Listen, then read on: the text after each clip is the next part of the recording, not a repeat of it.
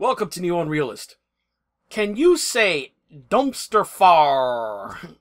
The anticipated interview of creepy porn lawyer Michael Avenatti's client, Julie Swetnick, by NBC News aired last night, and wow! That thing imploded like a star, collapsing in on itself to form a black hole. Julie Swetnick walked back some of the already shaky story detailed in the letter just a few days ago put out by her attorney Michael Avenatti to the Senate Judiciary Committee. No wonder Democrat senators are making a show of conspicuously keeping their distance from this woman and the details of her story beyond the boilerplate #BelieveSurvivors pablum. This story, this interview was so bad that NBC News felt the need to issue a preemptive message listing a laundry list of caveats and asterisks to cover their journalistic asses for even airing this shit show of an interview. I quote interviewer Kate Snow, "NBC News, for the record, has not been able to independently verify her claims. There are things that she told us on camera that differ from her written statement last week. We've been trying to reach out to anyone who remembers attending parties with Julie Swetnick and Brett Kavanaugh, and we've been asking her attorney for names. So far, we've not found anyone who remembers that." So NBC News, about as hostile a mainstream news organization as exists to President Trump, Republicans, and their agenda, NBC News itself is admitting before word one of the interview that they cannot vouch for a single material thing this woman says about Kavanaugh. Snow then goes on to say that Swetnick couldn't even get her own timeline of recent events even remotely straight. Right there, the first question of the interview, she flubs it, and in my opinion is really caught in a lie. When asked when she came forward about her allegations against Kavanaugh, she says it happened 6 weeks ago, when she says she wanted to corroborate Christine Blasey Ford's allegation that Brett Kavanaugh attempted to sexually assault her at a party in the 1980s.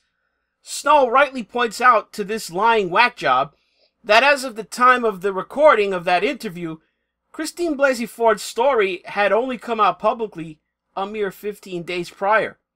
You know, I'm not one to quibble over people's perception of time, but if you can't tell the difference on a scale the order of magnitude from a few days to nearly 2 months ago, whether the most important thing you've ever done in your life, both overall and in the very recent past, you're either a horrible witness or you're just making it up.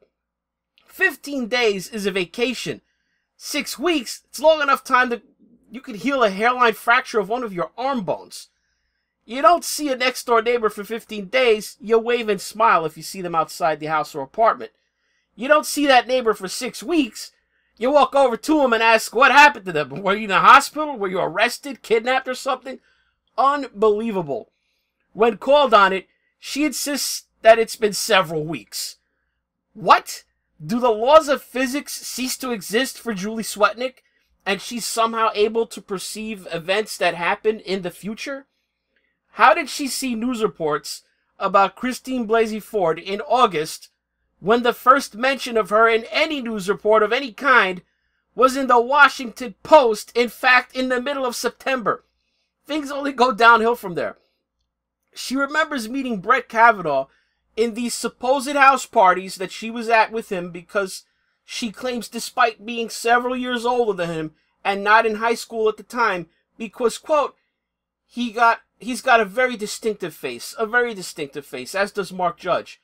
What the hell is distinctive about Brett Kavanaugh's face?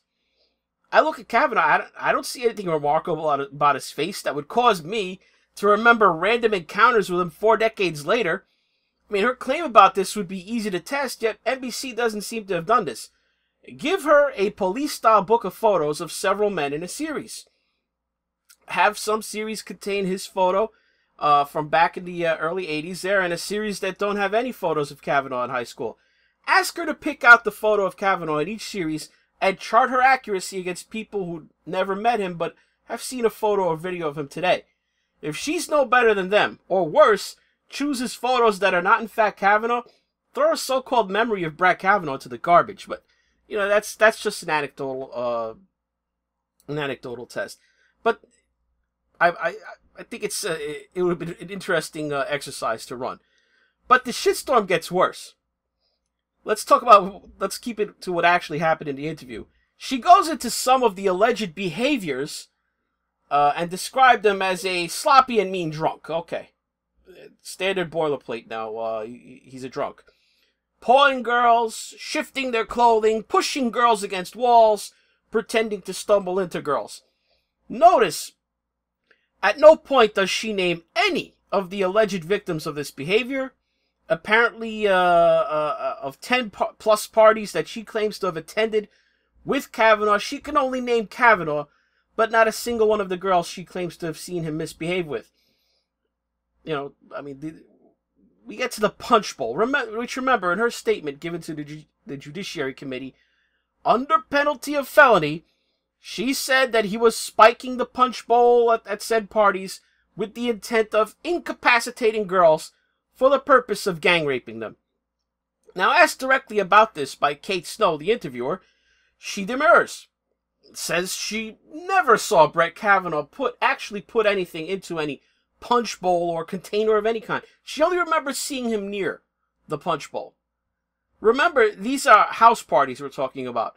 Not a party in, say, Webster Hall here in New York City with multiple floors and huge dance floors with different DJs playing different genres of music and seating areas. No.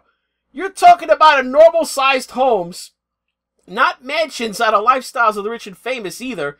This is Kavanaugh's house in Chevy Chase, Maryland today, just to give you an idea. Do you think you could hold a party in a house of similar scale to this? Typical for the area, a nice house, a 4-bedroom house. But do you think you could hold a party in there, set up a punch bowl, presumably in the common area, such as the living room or a kitchen, and not be said to be standing near it at various points during a party? This isn't exactly a gym. Presumably at various points, Brett Kavanaugh, one imagines, if they had bowls of punch or whatever they kept punch in at these parties, if they happened, like Swetnick says, presumably Kavanaugh would at various points go to, I don't know, get a cup or glass of punch. You know, if you have even a couple dozen people in a house for a party, squeezed into an average living room, maybe some people in the kitchen, you know, or in a corridor, they're all going to, you know, at various points in the party, they're going to get near the freaking punch bowl. Even if it's just to get some punch for themselves or someone else. Or as Swetnick says, she saw him giving many girls, you know, cups of punch. Oh my God, call the cops. Arrest that man. He got punched for a girl at a party. With no evidence that anything was ever placed in any drink. Merely her own suggestion that this punch was somehow, it could have been something other than punch. Neither here nor there. Because Swetnick's story has totally changed, and she now says she never saw Kavanaugh put any foreign substance of any kind into any punch, whether in a bowl, in a cup, or any container at all. A complete walkback of her claim, made under penalty of felony. Now let's talk about the so-called gang rape lines. She said that she saw Kavanaugh on, awaiting his turn to rape unseen girls, presumably in some other room of these houses than the common area, waiting to take his turn in these alleged trains being run on these unseen girls. Now, she says, rather than witnessing or being aware of any gang rape going on, she saw, quote, boys standing outside of doorways congregated together, laughing, huddled outside doors with other boys. Okay, let's repeat this. Swetnick was at parties and witnessed boys standing together and laughing. What? How did she go from that to they were running trains on girls, unseen girls in the bedroom, operating an ongoing conspiracy of systematic gang rape at multiple parties stretching over 3 years? She never saw anyone get raped. No one told her they were raped. at these times that she's talking about, that she now admits she had no awareness at the time of any rape or occurring, or even any trains being run on potentially consenting girls.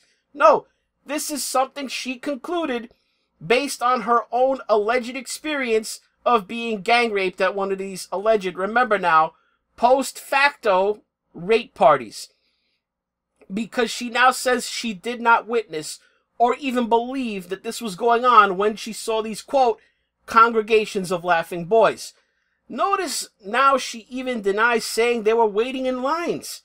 The complete opposite of what she said in her statement issued to the Judiciary Committee under penalty of felony.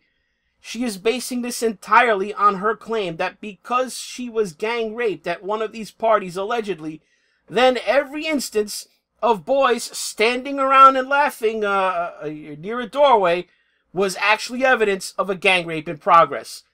Nope, not a bunch of guys buzzed after a few beers or shots talking and making jokes and having a good time at the party, just killing time, waiting their turn in the train being run clearly without her knowledge.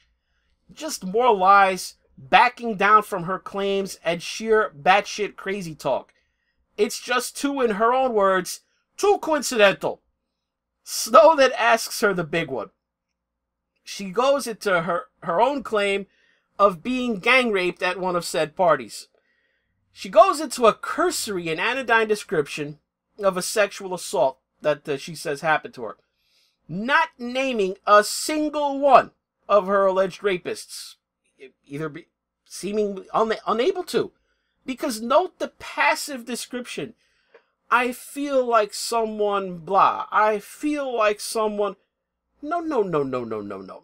She's at a party with people she presumably knows, some or most of the people there. I mean, again, how big are these houses? We're just talking about normal-sized houses. If she's attended, by the time of her alleged sexual assault, 10-plus parties, she has to know some people in this social circle. She can't name a single one of her attackers, and this includes Brett Kavanaugh and Mark Judge, who, remember, she herself says she was introduced to them. She remembers them because of their very distinctive faces. She can't tell if either Kavanaugh or Judge raped her. She then follows it up with the word of the interview, this two-letter word. The word is if. She cannot specifically say he did that to her. They were hanging out in the area. They just were she claims they were in the vicinity, somewhere near the room, laughing. If Brett Kavanaugh was one of the people who did this to me, what? If Brett Kavanaugh was one of the people, what the hell are we even doing here? You're going to go public and say you don't know if Kavanaugh raped you, and if he did, then he's unfit for the court. Is this woman nuts? Snow then confronts Swetnick on charges that she herself sexually harassed employees at a company she worked at around the year 2000, and also a 12-day restraining order taken out on her by an ex-boyfriend. She dismisses these incidents, which did occur according to NBC News' own fact-checking, as, quote, caca. So her story, which has no corroboration, that's gospel. That happened. But these two stories, which NBC News found evidence of, at least, the claims, the lawsuits, the restraining order on file with the court, that's caca. She makes the outrageous claim that everyone in Montgomery County at the time could recall these gang rape parties, yet somehow Swetnick is unable to provide a single living witness to verify that any of these parties ever happened. She provided 4 names to NBC News of so-called friends of, people that she say also attended the party she was at. One of them turns out is dead.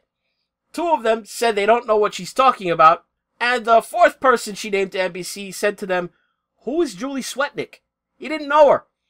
Kate Snow, the NBC News interviewer herself, notes that neither she or NBC News, with its vast array of resources, her words, has found a single person who corroborates a single word of anything that Julie Swetnick claimed, and that multiple parts of her story differ from the sworn statement she issued to the Judiciary Committee, not minor things, material facts, through her lawyer, Michael Avenatti. Stick a fork in this woman. She's done. For his role in perpetrating this malicious fraud intended to cause grievous injury, Michael Avenatti should be sued by Brett Kavanaugh for slander and reported to the Bar Association. That's all for this NeoUnrealist. Like the video, comment, subscribe to the channel, hit the notification bell to keep updated for new videos. Follow the links below to Patreon or PayPal if you want to support the channel that way, or just use the tip pledge button if you're watching this on BitChute. If you're still here and you're hearing this at this point, wow, I salute your patience. Thanks for watching.